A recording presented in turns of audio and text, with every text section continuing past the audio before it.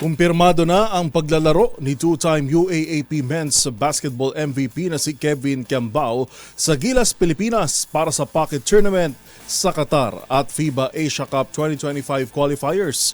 Ang anunsyo ay kasunod ng kanyang natamong injury sa unang laban sa Korean Basketball League.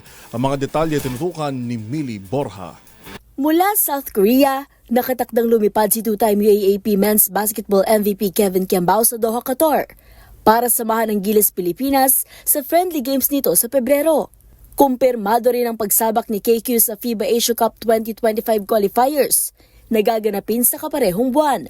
Magugunit ang nagtamo si Kiambao ng injury matapos ang kanyang hindi magandang landing sa kanyang unang laro sa Goyang Sono Sky Gunners para sa Korean Basketball League. Sa inisyal na report, isang buwan ang sanay recovery nito mula sa kanyang injury. Pero matapos ang ilang eksaminasyon, napag-alamang isa lamang itong grade 1 sprain na nangangailangan ng 2 linggong rehab.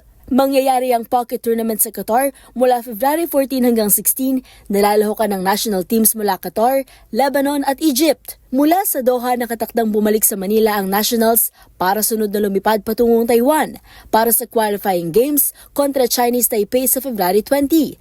Nasusundan ang laban sa Auckland para naman makaharap ang New Zealand sa February 23. At yun ang mga latest updates sa mundo ng sports.